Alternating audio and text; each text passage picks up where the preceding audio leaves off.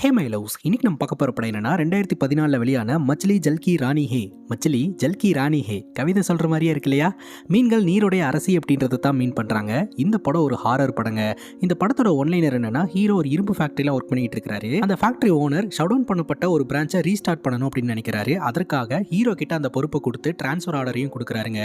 Hero தன்னோட மனைவி மகனை கூப்பிட்டுட்டு புது வீட்டுக்கு ஷிஃப்ட் ஆகுறாங்க. அந்த வீட்டை சுற்றி ஏதோ ஒரு அமானுஷமான ஆக்டிவிட்டி நடந்துகிட்டே இருக்குது. ஆரம்பத்தில் இவங்க பெருசாக எடுத்துக்கலாம்னா கூட போக போக எக்ஸ்ட்ரீமா மாற ஆரம்பிக்குதுங்க. மனைவியோட உடம்புக்குள்ள 3 ஆன்மாக்கள் இருக்கு. அது மட்டும் இல்லாம இவங்களை சுத்தி இருக்கக்கூடிய ஆட்கள்லாம் மர்மமான முறையில இறந்துகிட்டே இருக்காங்க. இந்த வீட்டுல இருக்கக்கூடிய மர்மம் என்ன, இவரோட மனைவியை அந்த 3 ஆன்மாக்கள் கிட்ட இருந்து காப்பாற்ற முடிஞ்சுதா இல்லையா அப்படின்றது தான் மொத்த படமே. இந்த வீடியோவை ஸ்கிப் பண்ணாம பாருங்க. நீங்க பார்த்துட்டு இருக்கிறது சரண் என்டர்டைன்மெண்ட். நான் தான் சரண். வாங்க வீடியோக்குள்ள போலாம். படத்தோட ஸ்டார்டிங் சீன்ல உக்ர பிரதாப் அப்படின்ற ஒரு சாமியாரை காட்டுறாங்க. இந்த சாமியாரோட பிறப்பின் நோக்கமே ஆன்மாக்களுக்கெல்லாம் சாந்தி கொடுக்கறது தான் அப்படின்றத லேட்டரா தான் இவர் புரிஞ்சுக்கிட்டாராம். இவர் படிச்சு ஆர்மிலலாம் ஜாயின் பண்ணியிருக்கிறாருங்க. ஆனாலும் இவரால் அந்த ஒர்க்கை பண்ண முடியல. இவருடைய பிறப்பின் நோக்கமே ஆன்மாக்களுக்கு முக்தி கொடுக்கறது தான் அப்படின்ட்டு டீப்பா ரிசர்ச் பண்ணி மந்திர தந்திரம் எல்லாம் கத்துக்கிட்டு மக்களுக்கு சேவை செய்யறதுக்காக வந்துட்டு தான் சொல்றாருங்க. இப்போ ஒரு பொண்ணுக்கு பேய் பிடிச்சிருக்குன்ட்டு அந்த பொண்ணை பார்க்கறதுக்காக வீட்டுக்கு வந்திருக்கிறாரு. அந்த பொண்ணோட அம்மா சொல்றாங்க, பொண்ணை பார்த்தாலே ரொம்ப பயமா இருக்குங்க, அதனாலதான் அந்த ரூம்குள்ள கட்டி போட்டு டோரையே லாக் பண்ணி வச்சிருக்கோம் அப்படின்னு சொல்ல, சரி சாவியை கொடுங்க அப்படின்னு டோர் ஓபன் பண்ணிட்டு அந்த டோர் கிட்ட கை வைக்கிறாருங்க. அந்த ஆன்மா ரொம்ப உக்கிரமா இருக்கு அப்படின்றத அவர் புரிஞ்சுக்கிறாரு. உள்ள போன அந்த பொண்ணோட அம்மா, இங்க பாருமா அம்மா வந்திருக்கேன், தயவு செஞ்சு என்ன பாருமா அப்படின்னு சொல்லி பேச்சு கொடுத்துக்கிட்டு இருக்காங்க. திடீர்னு அந்த பொண்ணு அந்த சங்கிலியெல்லாம் அவுத்துட்டு அந்த பொண்ணோட அம்மா கழுத்துல போட்டு இறுக்கி சாவடிக்க பாக்குதுங்க. உடனே அந்த அம்மா வலியால துடிக்கிறாங்க, கத்துறாங்க. உடனே உக்ர பிரதாப் போயிட்டு அந்த ஆன்மா கிட்ட இருந்து அந்த அம்மாவை காப்பாத்துறாரு. ஆனா அந்த ஆன்மா பாத்தீங்கன்னா செயின் எல்லாம் கட் பண்ணிருச்சு இல்லையா? உடனே விண்டோவை ஒட்டச்சிட்டு காட்டுக்குள்ள ஓட ஆரம்பிச்சிருதுங்க. இவரும் துரத்திக்கிட்டே வந்துகிட்டு இருக்காரு. அதை விட்டா இந்த ஊருக்கே ஆபத்து அப்படின்ட்டு பல போராட்டத்துக்கு அப்புறம் கூட அந்த பொண்ணு இந்த சாமியார் அட்டாக் பண்ணிட்டு அங்கிருந்து தப்பிச்சு ஓடிடுதுங்க. இவரும் ஒரு பிரிட்ஜ் மேல தேடிக்கிட்டு இருக்காரு. டக்குன்னு பார்த்தா அந்த பொண்ணு கண்ணு முன்னாடி நிக்கிறது, சிரிக்கிறது, பயம்படுத்துறதுன்னு இந்த மாதிரி ஆக்டிவிட்டில எல்லாம் ஈடுபட்டு இருக்கு. இந்த சாமியார் ஒழுங்கா சரண்டர் ஆயிரு அப்படின்னு மிரட்டிக்கிட்டு இருக்காரு. அதுக்கு அந்த ஆன்மா சொல்லுது, நான் உன் குடும்பத்தை கொல்லுவேன், யாரையுமே விட்டு வைக்க மாட்டேன் அப்படின்ட்டு. ஒரு கட்டத்துக்கு மேலே ஒரு மந்திரமெல்லாம் போட்டு அந்த ஆன்மாவை கண்ட்ரோல் பண்றதுக்கு ட்ரை பண்றாரு. பட் அவ்வளோ ட்ரை பண்ணியும் அந்த பொண்ணோட உயிரை காப்பாற்ற முடியாம போயிருதுங்க. அந்த பெண் அவ்வளோ பெரிய ஹைட்ல இருந்து கீழே விழுந்து ஸ்பாட்லேயே இறந்து போயிடுறா. அந்த ஆன்மாவும் அந்த பெண்ணோட உடலை விட்டு போயிருது. அங்கே கட் பண்ணா பிரசன்ட் சிச்சுவேஷன். ஒரு டாக்டரை காட்டுறாங்க. இந்த டாக்டரோட பேர் அகிலேஷ். அவரோட வீட்டில் அமானுஷமான ஆக்டிவிட்டி எல்லாம் நடந்துட்டு இருக்கு அப்படின்ட்டு அவசரமா கார் எடுத்துட்டு அங்கிருந்து கிளம்புறாருங்க. மென்டல் அசைலமுக்கு கால் பண்ணி, நான் சொல்ற பேஷண்ட்டை உடனே ரிலீஸ் பண்ணுங்க, அதுக்கான டாக்குமெண்ட் ஒர்க் எல்லாம் ஸ்டார்ட் பண்ணுங்க அப்படின்னு சொல்றாருங்க.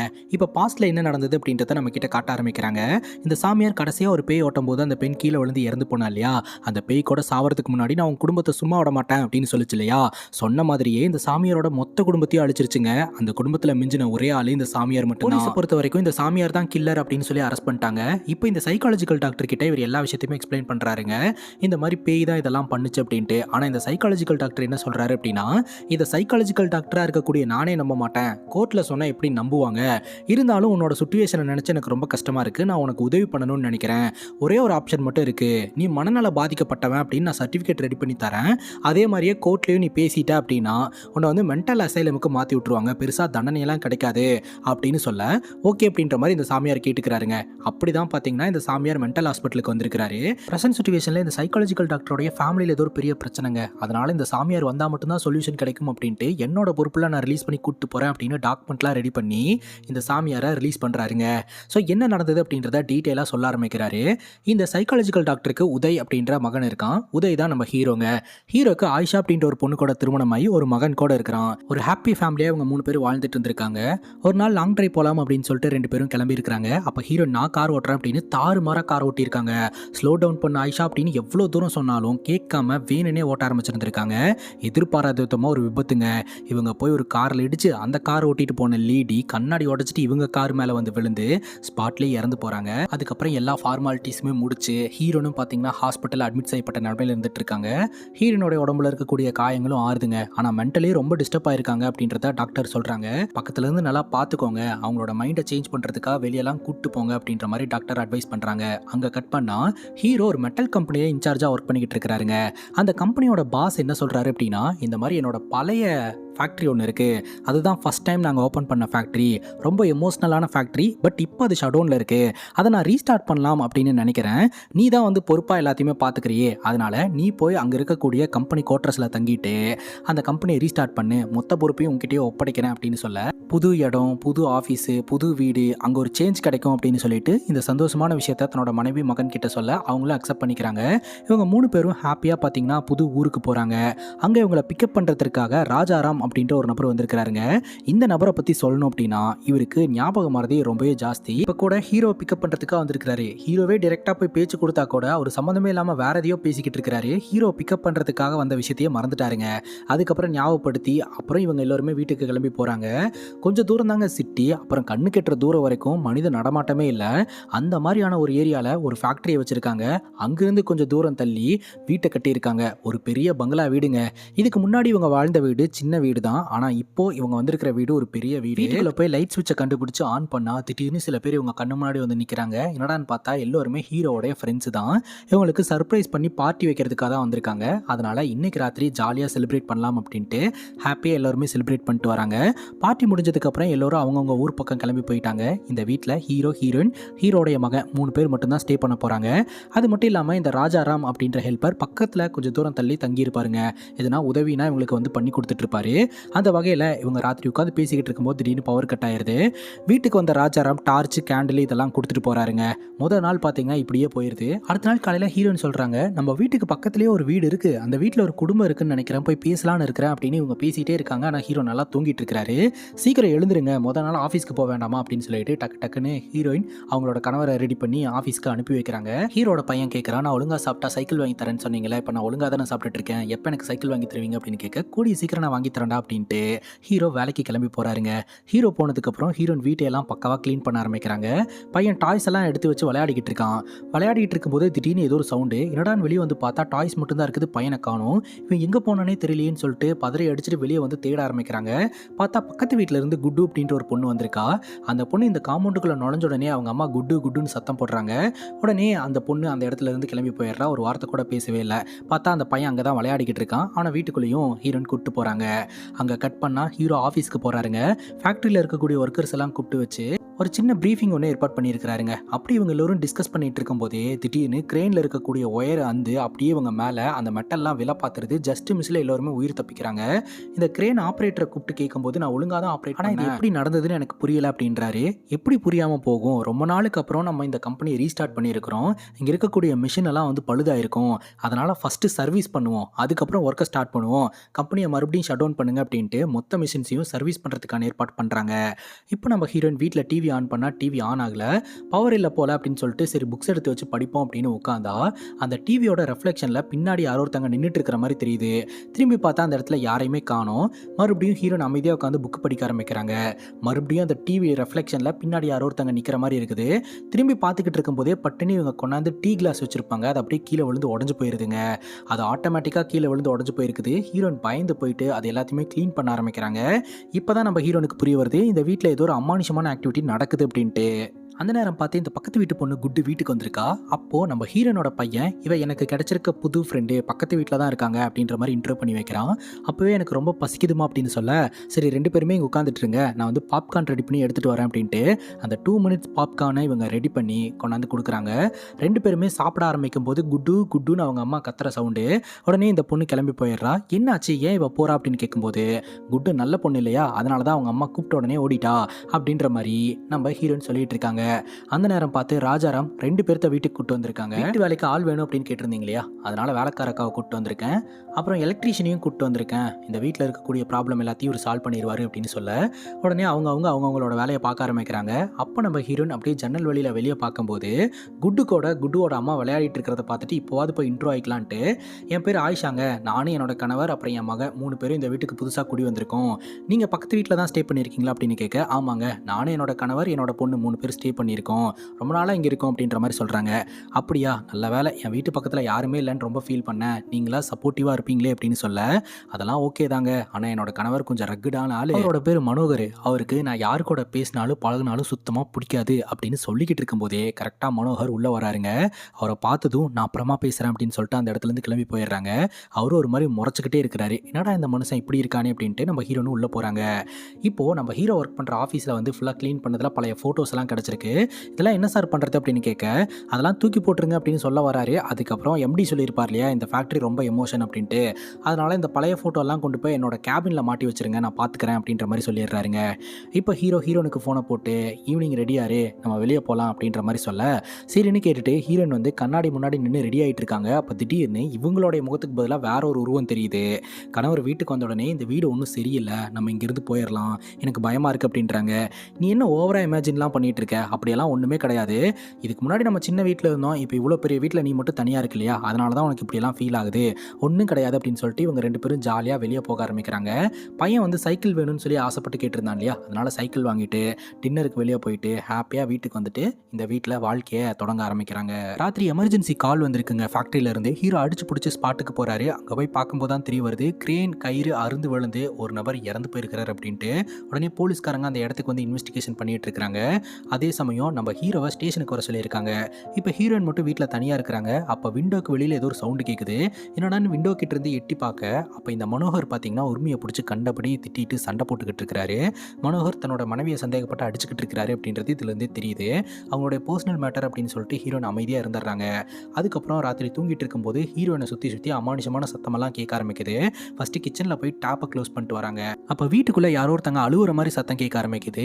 யாருன்னு அங்கே போய் பார்க்கறதுக்குள்ளேயே ஏதோ ஒரு அமானுஷம் இவங்களை ஹண்ட் பண்ண ஆரம்பிக்குதுங்க. டக்குன்னு பார்த்தா அடுத்த நாள் காலையில் ஹீரோயின் கதவு தட்டுற சவுண்டு கேட்டு கண்முழிக்கிறாங்க. வீட்டுக்கு ஹீரோ தாங்க வந்திருக்கிறாரு. இந்த போலீஸ் ஸ்டேஷனில் போய் ஃபார்மாலிட்டிஸ் எல்லாம் முடிச்சுட்டு வீட்டுக்கு வந்திருக்கிறாரு.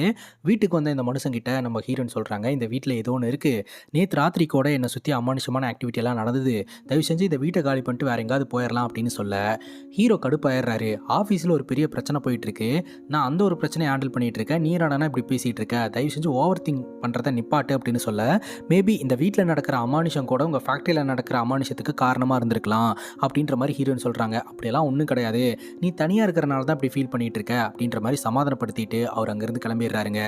இப்போ டாக்டர் அகிலேஷ் பார்த்தீங்கன்னா தன்னோட மகன் மற்றும் மருமகளை பார்க்கறதுக்காக வீட்டுக்கு வந்திருக்கிறாரு.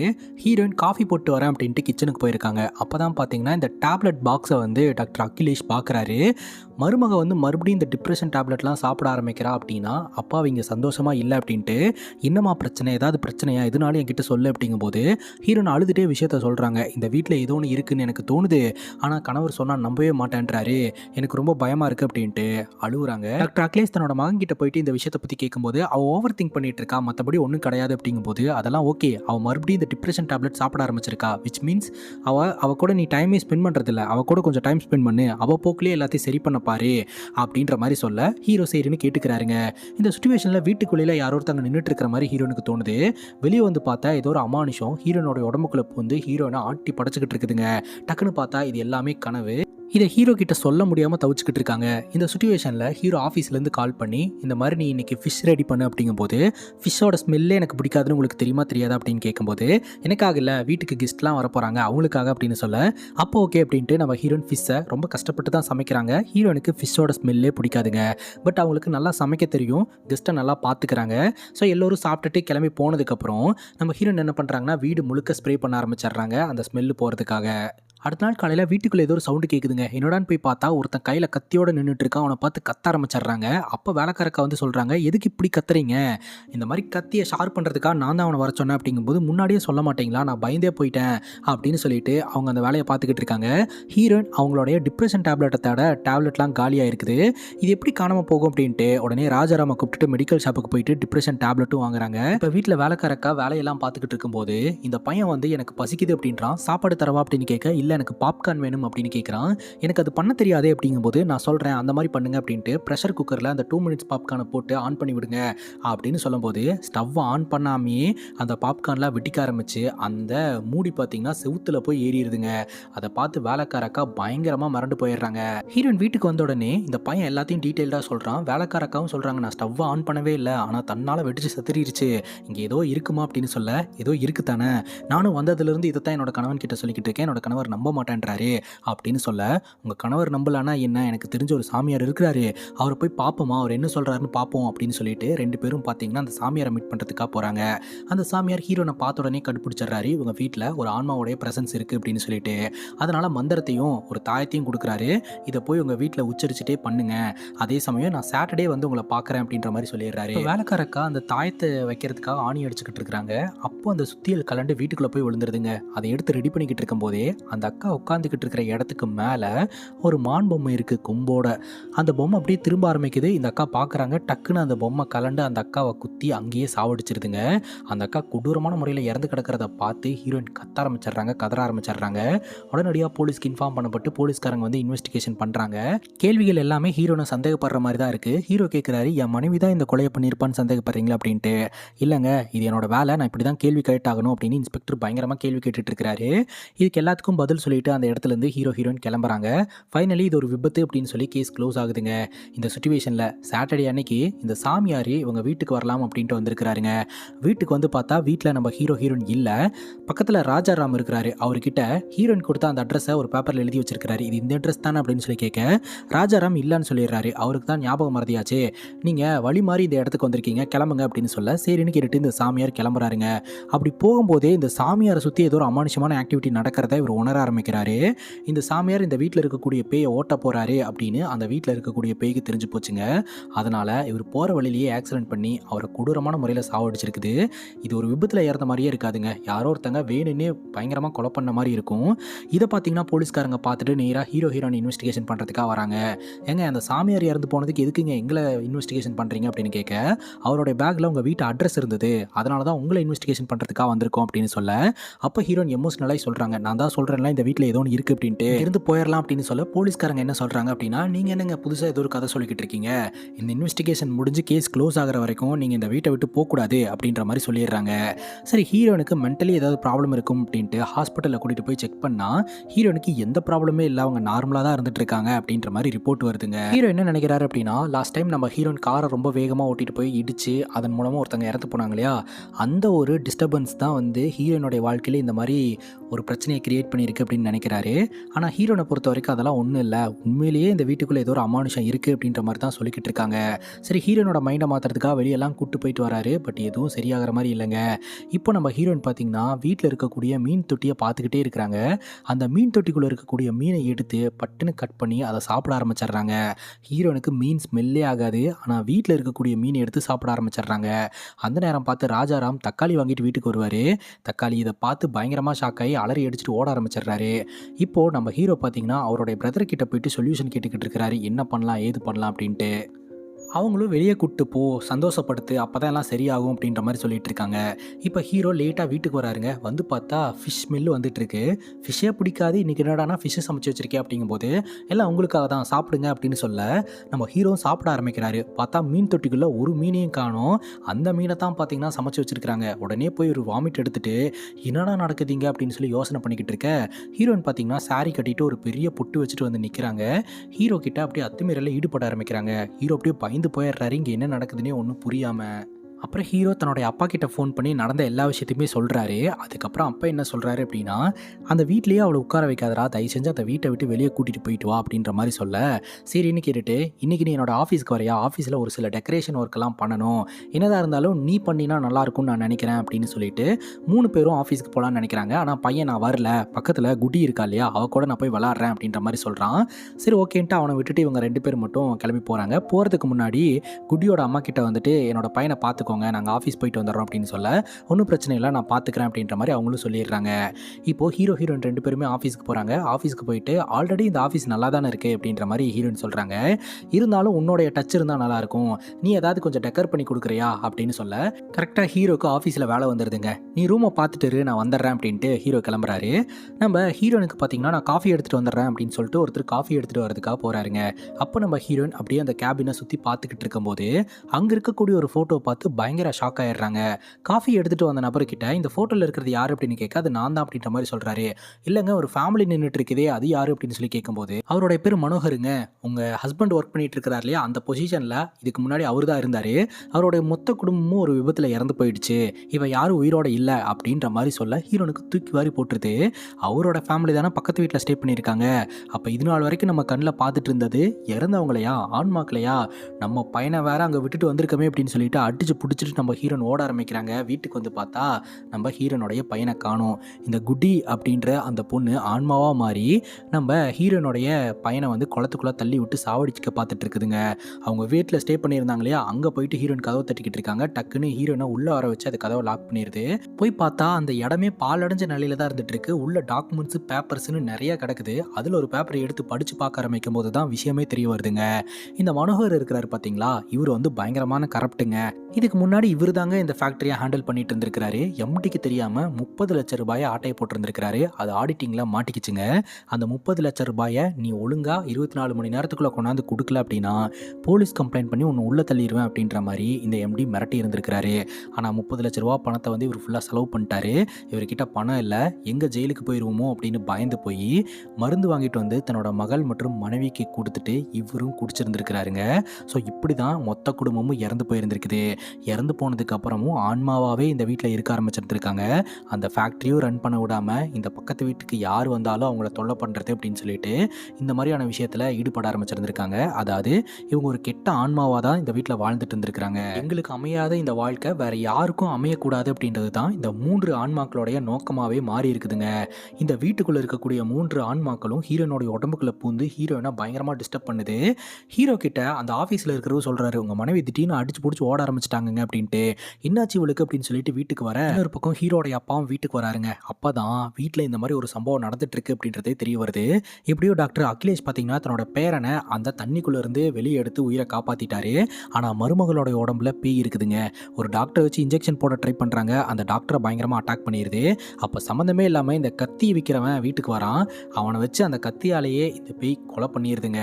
இந்த வீட்டில் நடக்கிற அமானுஷத்தை பார்த்து டாக்டர் அகிலேஷ் மிரண்டு போயிடுறாரு. அந்த இடத்துல இருந்து தப்பிக்கிறாரு. மென்டல் அசைலமுக்கு கால் பண்ணி நான் சொல்கிறவனை ரிலீஸ் பண்ணுங்க, டாக்குமெண்ட் ஒர்க்கெல்லாம் ஸ்டார்ட் பண்ணுங்க அப்படின்னு சொல்லி நம்ம சாமியாரை வந்து ரிலீஸ் பண்ணி இப்போ ப்ரெசென்ட்டில் கூட்டிகிட்டு வராருங்க. இதுதான் நடந்தது அப்படின்ட்டு. வீட்டுக்கு வந்து பார்த்தா நம்ம ஹீரோனுடைய உடம்புல 3 ஆன்மாக்கள் இருக்குது.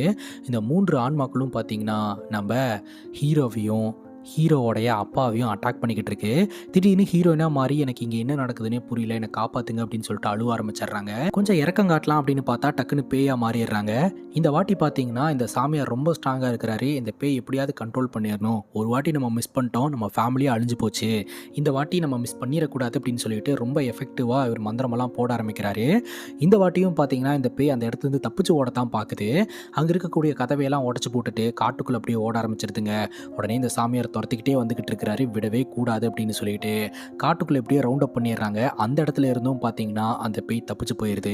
தப்பிச்சு போகிற பேய் சும்மா இருக்காது, கண்டிப்பாக ஹீரோனை கொன்றும். ஹீரோனை கொன்றுச்சு அப்படின்னா இந்த குடும்பமே செதஞ்சு போயிடும். ஹீரோனை சாகவே விடக்கூடாது அப்படின்னு சொல்லிட்டு ரொம்ப ட்ரை பண்ணுறாங்க. ஒரு கட்டத்துக்கு மேலே இந்த சாமியார்னால ஹீரோன் கிட்டே வர முடியலங்க.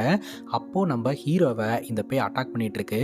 அப்போ இந்த சாமியார் பார்த்தீங்கன்னா கையில் வச்சிருக்கிற அந்த மந்திரக்கோளை தூக்கி போட்டு நான் சொல்கிற மாதிரி பண்ணு அப்படின்ற மாதிரி சொல்கிறாரு.